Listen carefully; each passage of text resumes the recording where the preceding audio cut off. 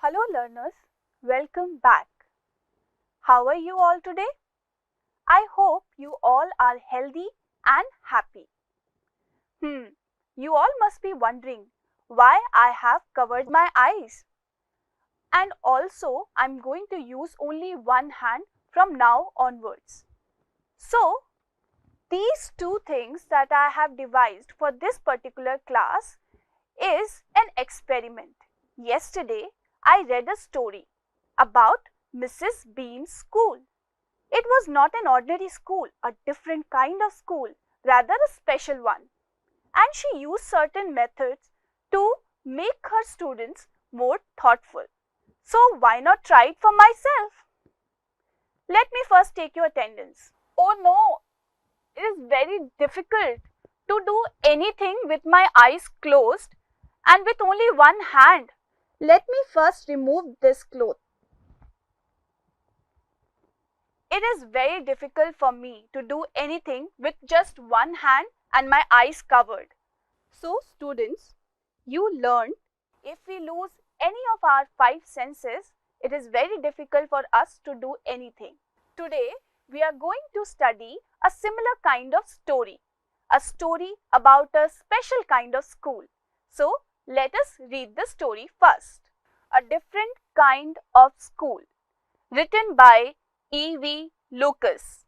E.V. Lucas was born on 12th June 1868 and died on 26 June 1938. He was an English humorist, essayist, playwright, biographer, publisher, poet, novelist, short story writer, and editor. The story, A Different Kind of School, addresses an important social concern. It sensitizes our children about differently able students. Its aim is to make our children appreciate and understand somebody's misfortune and encourage them to provide help. In this school, each term, every child has to play different types of games like one blind day, one lame day, one deaf day, one dumb day, and one injured day. Let us now read the story. I had heard a great deal about Miss Beam's school, but not till last week did the chance come to visit it. When I arrived there was no one in the sight but a girl of about 12.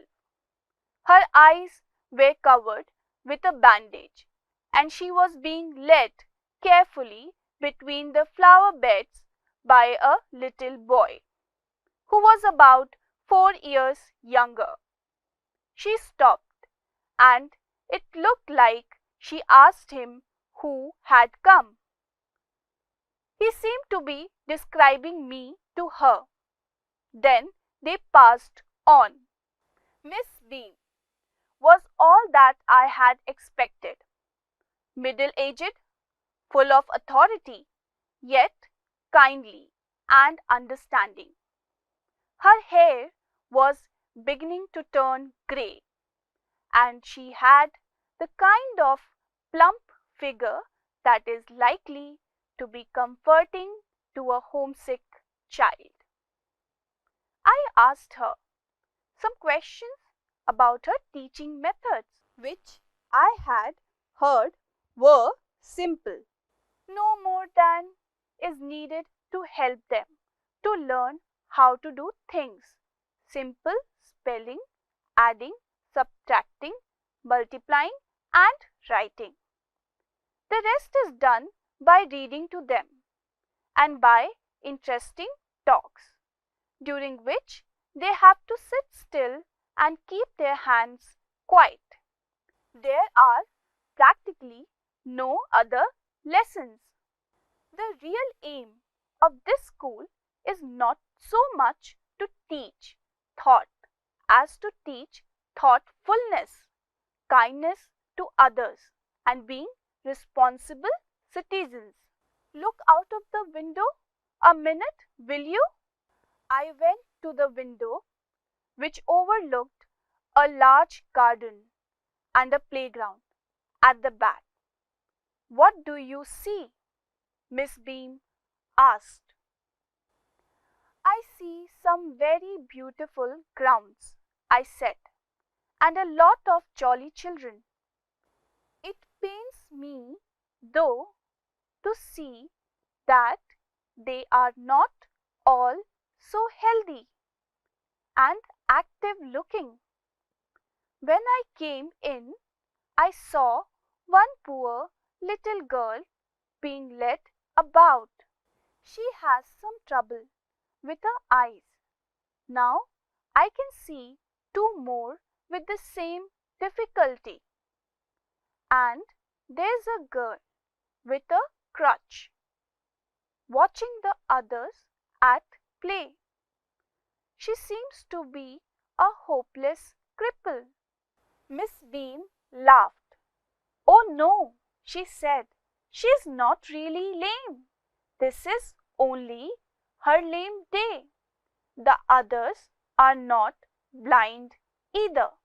It is only their blind day." I must have looked very surprised, for she laughed again. This is a very important part of our system to make our children appreciate and understand misfortune. We make them share in misfortune too. Each term, every child has one blind day, one lame day, one deaf day, one injured day, and one dumb day. During the blind day, their eyes are bandaged, absolutely, and they are on their honor not to peep. The bandage is put on overnight, so they wake blind. This means that they need help with everything. Other children are given the duty of helping them and leading them about. They all learn so much this way, both the blind and the helpers. There is no misery about it, Miss Beam continued. Everyone is very kind, and it is really something of a game. Before the day is over, though, even the most thoughtless child realizes what misfortune is. The blind day is, of course, really the worst. But some of the children tell me that the dumb day is the most difficult. We cannot bandage the children's mouth, so they really have to exercise their willpower. Come into the garden and see for yourself how the children feel about it. Miss Beam led me to one of the bandaged girls. "Here's a gentleman come to talk to you," said Miss Beam, and left us. "Don't you ever peep?" I asked the girl. "Oh no," she exclaimed. "That would be cheating." But I had no idea it was so awful to be blind. You can't see a thing. You feel you are going to be hit by something every moment. It's such a relief just to sit down. "Are your helpers kind to you?" I asked. "Fairly, but they are not as careful as I shall be when it is my turn. Those that have been blind already are the best helpers. It's perfectly ghastly not to see. I wish you would try." "Shall I lead you anywhere?" I asked. "Oh yes," she said. "Let's go for a little walk. Only you must tell me about things. I shall be so glad when today is over. The other bad days can't be half as bad as this." Having a leg tied up and hopping about on a crutch is almost fun. I guess having an arm tied up is a bit more troublesome because you can't eat without help and things like that. I don't think I will mind being deaf for a day, at least not much. But being blind is so frightening. My head aches all the time just from worrying that I will get hurt. Where are we now? In the playground, I said. We are walking towards the house. Miss Beam is walking up and down the garden with a tall girl. What is the girl wearing? My little friend asked. A blue cotton skirt and a pink blouse. I think it's Millie, she said. What color is her hair? Very light, I said. Yes, that's Millie. She's the head girl. There's an old man tying up roses, I said. Yes, that's Peter. He's the gardener. He's hundreds of years old. And here comes a girl with curly red hair. She's on crutches. That's Anita, she said. And so we walked on.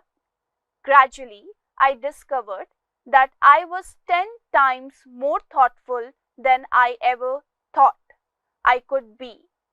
I also realized that if I had to describe people and things to someone else, it made them more interesting to me. When I finally had to leave, I told Miss Beam that I was very sorry to go. And so we walked on. Gradually, I discovered that I was 10 times more thoughtful than I ever thought I could be. I also realized that if I had to describe people and things to someone else, it made them more interesting to me. When I finally had to leave, I told Miss Beam that I was very sorry to go. Ah, she replied, then there is something in my system after all. So students, this lesson is a message about how doing simple things can make learning more interesting and easier. Learning while doing is the best way to learn different things. Moreover, other than learning routine things, we need to make ourselves aware and concerned about our environment and its problems. The lesson makes us think how we can make our children more responsible and aware citizens. In the story, the narrator had heard a lot of good things about Miss Beam and her school. Miss Beam was known for using simple teaching methods in a perfect way. Thus, our narrator visited the school to find out about the interesting methods. So, our narrator visited the school. He posed some questions to the teacher. She told him that she taught nothing special but simple calculation and writing. Few things were read to them. The main objective and aim of the school was to make students more thoughtful and responsible citizens. On Miss Beam's request, the narrator looked out of the window and observed that the school garden was beautifully maintained and There was a girl with crutch and two girls with bandage on their eyes. He thought they were blind and the other was lame. But Miss Beam explained that the school observes one blind, one lame, one deaf, one injured, and one dumb day for every child in a term. These activities make the children more thoughtful and concerned. On the blind day, eyes of one child are bandaged and other children are expected to help the blind. This game became a great learning for both the blind and the helpers. Thereafter, Miss Beam took the narrator to one of the bandaged girls. Thereafter, Miss Beam took the narrator to one of the bandaged girls. The girls shared her feelings and learning with him. She told him that she fears getting hurt all the time, and this feeling was the most painful one. After this experience, the narrator realized that he had also developed a concerned attitude toward the differently abled people.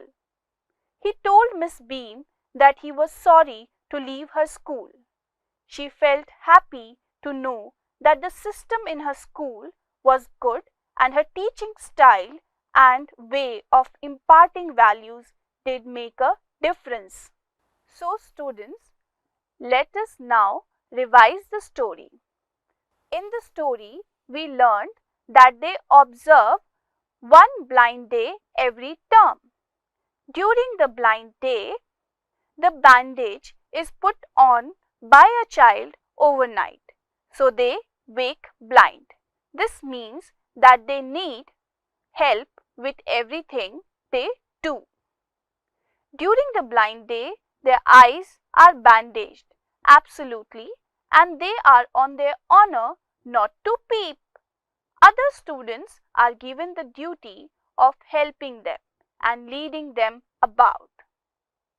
They all learn so much this way, both the blind and the helpers. Thus, even the thoughtless student realize about the misfortune of others. Next, we read that the school observes one lame day and one dumb day. On lame day, students took the lame day as a very funny day. Students tied each other's legs and then hopped in the school. Hopping on a crutch was almost fun for them. Sometimes an arm was tied up, but it was more troublesome as one cannot eat without help. Dumb day. This day was known as Speechless Day. Students did not have to speak a single word. They really had to exercise their willpower. Some students felt that this day was the most difficult day because they could not put bandage on their mouth.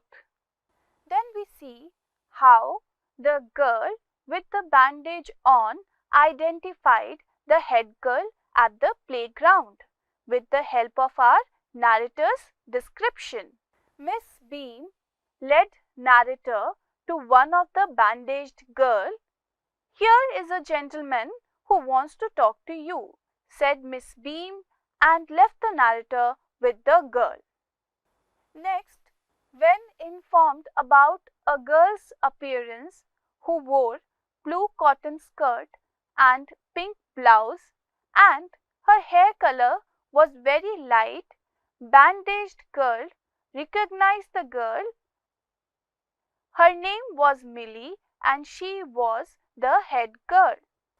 Next, we see the identification of an old gardener by the bandaged girl with the help of our narrator's description. There was an old man who was tying up roses. The bandaged girl identified him as the gardener, who was a 100-year-old man. Next, we see the identification of a curly-haired girl on crutches by the bandaged girl with the help of the description provided by our narrator. There was a girl with curly red hair. She was on crutches.